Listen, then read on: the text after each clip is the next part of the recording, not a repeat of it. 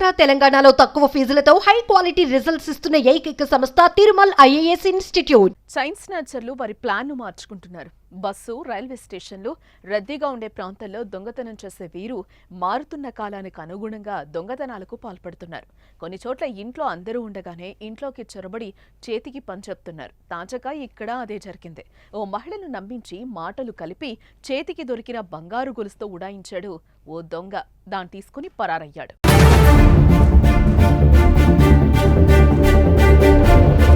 Hyderabad Kukatpally housing board లక్షల మంది జనంతో నిత్యం రద్దీగా ఉండే ఏరియా.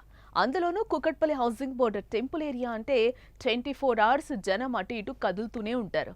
అలాంటి ఏరియాలో ఓ చైన్ స్నాచర్ దర్జాగా ఇంట్లోకొచ్చి మరి మెడలోని బంగారు గొలుసు లాక్కుని వెళ్లడం ఇప్పుడు తీవ్ర సంచలనంగా మారింది.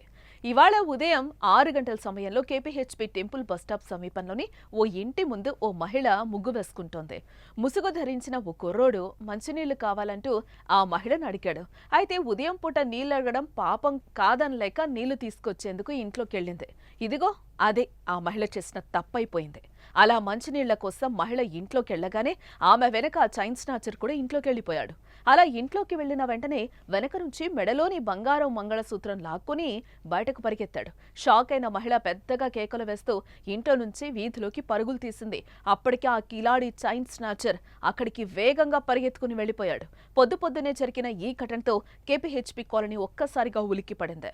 చైన్ స్నాచర్లు ఇంతకు బరి తెగించారా అంటూ భయాందోళనలు వ్యక్తం చేస్తున్నారు కాలనీ వాసులు.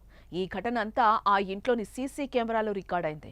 సీసీ ఫుటేజ్ ఆధారంగా కేసు నమోదు చేసి విచారణ చేస్తున్నారు పోలీసులు.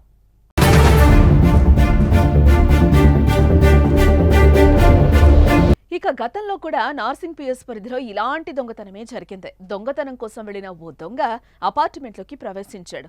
ఆపై ఇంటి కాలింగ్ బెల్ను కొట్టగా ఓ మహిళ తలుపులు తెరిచింది. అలా తలుపులు తెరవగానే ఇంట్లోకెళ్లి బెదిరించి ఆ మహిళ మెడలోని 4 తులాల పుస్తెల తాడును లాక్కెళ్లిపోయాడు. ఇదిగో ఇప్పుడు కూకట్పల్లిలో కూడా అలాంటి తరహాలో ఘటనే జరిగింది. అయితే ముఖానికి మాస్క్ ధరించి ఎవరైనా వస్తే జాగ్రత్తగా ఉండాలని, లేదంటే తమకు సమాచారం ఇవ్వాలని పోలీసులు కోరుతున్నారు.